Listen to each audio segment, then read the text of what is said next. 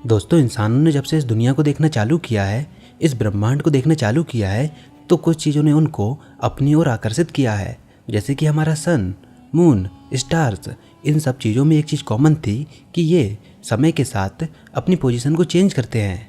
अब वो आसमान में उड़ते हुए पंछियों को भी देखते थे, वो भी अपनी पोजीशन को चेंज करते हैं। और इंसान हमेशा से ये चाहता था कि वो ऐसी चीज़ों को बनाए जो कि अपनी पोजीशन चेंज करती हो। खैर, आज हम इस टेक्नोलॉजी को हासिल कर चुके हैं। हम एरोप्लेन का यूज़ करके काफ़ी बड़े बड़े डिस्टेंस को काफ़ी कम टाइम में कवर कर लेते हैं। हम स्पेस में सैटेलाइट्स को भेजते हैं। हम मंगल पर जाने की सोच रहे हैं। लेकिन आखिर इस टेक्नोलॉजी को अचीव करने में हमको इतना समय क्यों लग गया? जवाब काफ़ी आसान है।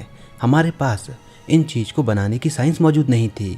हमारे पास इनको बनाने की मैथमेटिक्स मौजूद नहीं थी, इक्वेशंस मौजूद नहीं थी।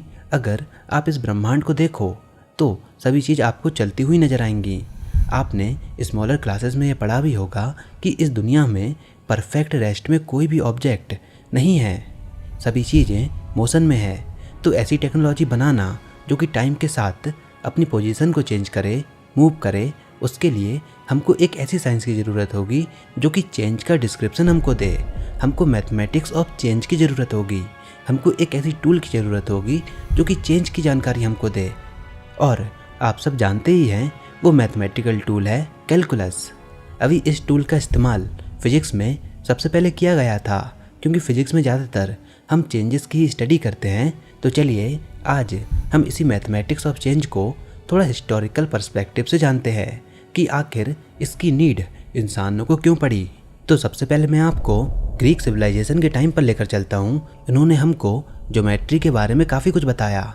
उन्होंने हमको शेप्स के बारे में बताया। लेकिन अरिस्टोटल ये मानते थे कि इन ज्योमेट्रिकल शेप्स से लाइक सर्किल, ट्राइंगल, रेक्टेंगल, इनसे हम अपनी यूनिवर्स को मॉडल नहीं कर सकते। क्योंकि अगर यूनिवर्स इन ज्योमेट्रिकल शेप से बना होता तो वो एक काफ़ी आइडियल यूनिवर्स होता, एक एब्स्ट्रैक्ट यूनिवर्स होता, उसमें कोई भी इरेगुलर शेप नहीं होते। लेकिन आप ये बात काफ़ी अच्छे से जानते हो कि किसी ज्योमेट्रिकल शेप से हम यूनिवर्स में होने वाले इवेंट्स को डिस्क्राइब नहीं कर सकते। तो मतलब उस समय ज्योमेट्री मैथमेटिक्स ऑफ चेंज को डिस्क्राइब नहीं कर पा रही थी। उस समय मैथमेटिक्स से आप यूनिवर्स में होने वाले इवेंट को डिस्क्राइब नहीं कर सकते थे। लेकिन जैसे जैसे समय बीता तो ये बात सामने आने लगी कि मैथमेटिकल टूल से आप यूनिवर्स को मॉडल कर सकते हो। अभी मैं आपको 17वीं शताब्दी में लेकर चलता हूँ। यहाँ पर मैं आपकी मुलाकात एक फ्रेंच फिलोसोफर से कराता हूँ। इनका नाम है रेने डिकार्ड्स। दरअसल डिकार्ड्स हमेशा ये सोचते थे कि किसी ऑब्जेक्ट की पोजीशन को हम कैसे लोकेट कर सकते हैं। उन्होंने एक आइडिया सोचा। उन्होंने दो लाइन बनाई, एक हॉरिजॉन्टल और एक वर्टिकल लाइन, और इन दोनों लाइन के इंटरसेक्शन को उन्होंने अपना रेफरेंस फ्रेम माना। उन्होंने इसको ओरिजिन माना, जिसके कोऑर्डिनेट 0,0 थे। इस रेफरेंस से आप किसी भी पॉइंट की पोजीशन को नाप सकते हो। तो मान लीजिए आपके पास कोई पॉइंट है जो कि समय के साथ मूव कर रहा है। तो मान लीजिए उसकी इनिशियल पोजीशन है, मान लीजिए 5,20। कुछ समय बाद उसकी पोजीशन हो जाती है 10,20, देन 15,20, देन 20,20। मतलब आपने उस पॉइंट की पोजीशन को एक्स और वाई कोऑर्डिनेट के फॉर्म में स्टोर कर लिया। तो इस तरह से देखिए, उन्होंने हमको कार्टेशियन प्लेन दिया, और कार्टेशियन प्लेन ने जो हमारे सामने कई सौ सालों से प्रॉब्लम चल रही थी ज्योमेट्री और अलजेब्रा के बीच, उसने इस प्रॉब्लम को सॉल्व किया। ज्योमेट्री और अलजेब्रा जिसको हम अलग अलग पढ़ते थे, कार्टेशियन प्लेन ने उनको इकट्ठा कर दिया। अलजेब्रा हमको इक्वेशंस देता है और ज्योमेट्री हमको शक्लें देती है, शेप देती है। तो कार्टेशियन प्लेन का काम ये था, दरअसल ये हमको अलजेब्रा की शेप्स दिखाती थी, ये हमको अलजेब्रा की शक्ल दिखाती थी। जैसे y = x एक अलजेब्रिक इक्वेशन है, लेकिन अगर आप इसको कार्टेशियन प्लेन में प्लॉट करो तो दरअसल ये एक स्ट्रेट लाइन की इक्वेशन है। मतलब कि अब आपके पास एक ऐसा टूल आ चुका है जिसके द्वारा आप किसी भी इक्वेशन, भले ही वो क्वाड्रेटिक हो, स्ट्रेट लाइन इक्वेशन हो या फिर पॉलिनोमियल इक्वेशन हो, उनको आप कार्टेशियन प्लेन में प्लॉट कर सकते हो, उसको देख सकते हो। अभी जैसे कुछ दिनों पहले मैंने अपनी अलजेब्रा वाली वीडियो में आपको बताया था कि पहले अलजेब्रा को हम वर्ड प्रॉब्लम्स के फॉर्म में लिखते थे। जैसे कि यूक्लिड की आप इस डेफिनेशन को देखिए जो कि सर्किल को डिस्क्राइब करती है, ये वर्ड फॉर्म में है। लेकिन जब हमने सर्किल की इक्वेशन को एल्जेब्रिकली बनाया और उसको कार्टेशियन प्लेन में प्लॉट किया तो हमको पता लगा कि सर्किल का शेप कुछ ऐसा होता है। तो मतलब यहाँ से आप ये देख सकते हो कि कार्टेशियन प्लेन के आने से मैथमेटिक्स को काफ़ी ज़्यादा फ़ायदा हुआ, वरना अभी तक मैथमेटिक्स को हम केवल शब्दों के फॉर्म में ही पढ़ते रहते, टेक्स्ट के फॉर्म में इसको पढ़ते रहते। तो अभी मैं आपको लेकर चलता हूँ 1646 में और आपकी मुलाकात एक जर्मन फिलोसोफर से कराता हूँ। इनका नाम था लेविनीज। दरअसल लेविनीज का सपना यह था वो किसी तरह से चेंजेस को मेजर कर पाएँ। उन्होंने एक बेसिक कैलकुलेटर को भी इन्वेंट किया जो कि कुछ बेसिक ऑपरेशन कर सकता था, जैसे कि एडिशन और सब्ट्रैक्शन। लेकिन वो एक ऐसा टूल बनाना चाहते थे जिससे कि वो मैथमेटिक्स के जरिए किसी भी चीज़ का फ्यूचर और उसके पास्ट को जान पाएँ। और दरअसल जो टूल उन्होंने हमको दिया उनका नाम था इंटीग्रेशन। वेल, इंटीग्रेशन पर पूरी डिटेल में बात मैं ऑलरेडी अपनी वीडियो में कर चुका हूँ, जिसकी लिंक आपको नीचे डिस्क्रिप्शन बॉक्स में मिल जाएगी। तो इंटीग्रेशन में बेसिकली आप किसी भी कर्व के नीचे के एरिया को कैलकुलेट करते हो, आप एरिया अंडर द कर्व को कैलकुलेट करते हो। अब क्योंकि आपके पास कर्व के एरिया को कैलकुलेट करने का कोई भी मैथमेटिकल फॉर्मूला नहीं है, तो आप क्या करते हो, उस कर्व को छोटे छोटे रेक्टेंगुलर स्ट्रिप में डिवाइड कर देते हो और रेक्टेंगल का एरिया कैलकुलेट करना आपको आता है। एंड देन उन सारे रेक्टेंगल के एरिया को आपस में जोड़ देते हो। मतलब अगर कर्व चेंज हो रहा है तो कर्व के नीचे का एरिया भी चेंज होगा। तो इससे हम चेंज को कैलकुलेट कर सकते हैं, चेंज को मेजर कर सकते हैं। तो जैसे इस इमेज को देखिए, यहाँ पर पहली इमेज में बड़े रेक्टेंगल का यूज़ किया गया, लेकिन फिर इन रेक्टेंगल्स को और स्मॉल पीसेस में काटा गया और फाइनली हमने काफ़ी स्मॉल रेक्टेंगल्स का यूज़ किया। तो अभी आप यहाँ पर देख सकते हो कि पहली वाली इमेज में एक्यूरेसी कम है क्योंकि ये वाला area under the curve miss हो रहा है। लेकिन जब हम छोटे रेक्टेंगल्स का यूज़ करते हैं तो कर्व में हमको एक स्मूथनेस दिखती है और एक्यूरेसी बढ़ जाती है, एरर कम होने लगते हैं। इस लास्ट वाली इमेज को देखिए, इसमें एरिया अंडर द कर्व का आप एक काफ़ी अच्छा अप्रॉक्सीमेशन देख सकते हो और इसका यूज़, इंटीग्रल का यूज़ हम फ्यूचर और पास्ट को मेजर करने में करते हैं। तो मतलब अगर आप इंटीग्रल करते हो तो आप ये प्रेडिक्ट कर सकते हो कि अगर पास्ट में ये चीज़ ऐसी थी तो फ्यूचर में ये चीज़ कैसी होगी। और देखा जाए तो फिजिक्स में हम यही तो करते हैं, किसी ऑब्जेक्ट के पास्ट का रिकॉर्ड देखकर हम उसके फ्यूचर को प्रेडिक्ट करने की कोशिश करते हैं।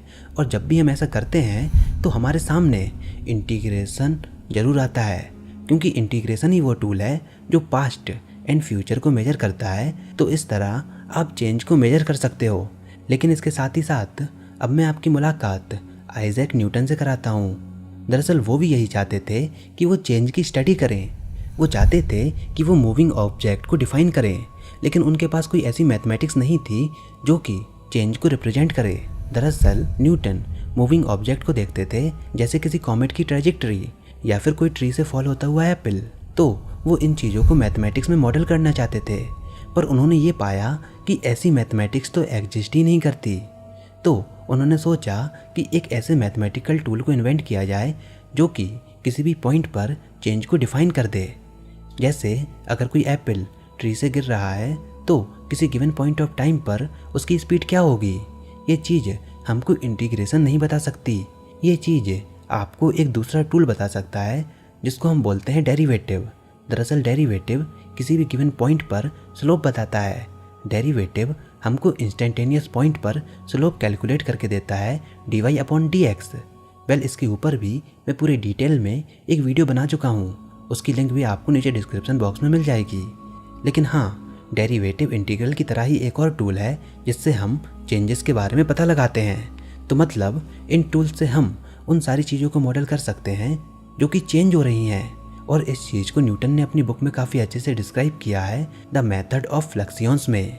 तो मतलब न्यूटन ने कैलकुलस को इन्वेंट किया था, अब उन्होंने कैलकुलस को लेबनीज़ के साथ भी शेयर किया था। उन्होंने कुछ लेटर लेबनीज़ को भी लिखे जिसमें उन्होंने कैलकुलस को डिस्क्राइब किया था। अब यहाँ पर एक और बात थी कि लेबनीज़ भी स्टडी ऑफ चेंज पर काम कर रहे थे, वो भी इंटीग्रल पर काम कर रहे थे, और न्यूटन ने भी डिफरेंशिएशन को उस समय तक बना लिया था और उन्होंने लेबनीज़ से पहले इसको पब्लिश भी कर दिया था। उन्होंने बताया कि किसी मूविंग ऑब्जेक्ट के चेंज को मेजर करने के लिए हमको उस ऑब्जेक्ट के एक्सेलरेशन की ज़रूरत होती है, जो कि कुछ नहीं, rate of change of velocity होता है। पर अब यहाँ पर एक बहस ये थी कि न्यूटन ये कहते थे कि पहले उन्होंने डेरिवेटिव को खोजा है और कैलकुलस बनाई है और उन्होंने लेबनीज़ से पहले इसको पब्लिश भी किया है। पर लेबनीज़ ये बोलते थे कि उन्होंने इंटीग्रल को बनाया है, तो यानी उन्होंने भी कैलकुलस को डिस्कवर किया है और वो दोनों ही चाहते थे कि कैलकुलस के राइट्स उनको मिले। अब ये केस उस समय रॉयल सोसाइटी के सामने पहुंचा और रॉयल सोसाइटी में बर्नौली बैठे थे। बर्नौली ने सभी फेमस साइंटिस्ट को एक प्रॉब्लम भेजी जो कि केवल कैलकुलस से ही सॉल्व हो सकती थी। तो क्वेश्चन ये था कि अगर किसी हाइट वाले ऑब्जेक्ट से आप एक बॉल को रोल करते हो और आपको उस बॉल को पॉइंट ए से पॉइंट बी पर ले जाना है तो वो कौन सी ट्रैजेक्टरी को फॉलो करेंगे, कौन सी इक्वेशन को फॉलो करेंगे जिससे कि वो सबसे पहले नीचे पहुंच जाए। क्या वो एक स्ट्रेट लाइन होगी, एक कर्व पाथ होगा, और कर्व पाथ होगा तो वो किस टाइप का कर्व पाथ होगा, या फिर कोई हाई डिग्री पॉलिनोमियल्स होंगे। दरअसल ये चीज़ केवल आप कैलकुलस से बता सकते हो। एंड न्यूटन ने जब उस लेटर को पढ़ा तो न्यूटन ने इस प्रॉब्लम को सॉल्व कर लिया और बर्नौली को वापस से रिप्लाई किया। न्यूटन ने मैथमेटिकली बताया साइक्लॉइड पाथ से वो बॉल सबसे पहले नीचे पहुंचेगी। उन्होंने साइक्लॉइड की इक्वेशन को भी बताया और जब इस चीज़ को चेक किया गया तो ये पाया गया कि न्यूटन सही थे। एंड देन न्यूटन को ही इन्वेंटर ऑफ कैलकुलस का टाइटल दिया गया। और आज हम ये बात काफ़ी अच्छे से जानते हैं कि कैलकुलस का यूज़ कितनी सारी फील्ड में होता है। तो गाइज़ आज की वीडियो में बस इतना ही। मिलते हैं अगली वीडियो में, तब तक के लिए इस वीडियो को लाइक कीजिए, अपने दोस्तों के साथ शेयर कीजिए और अगर आपने हमारा चैनल अभी तक सब्सक्राइब नहीं किया तो इसको सब्सक्राइब कर लीजिए ताकि आगे आने वाली कोई भी वीडियोस और अपडेट्स आपसे मिस ना हो पाएँ।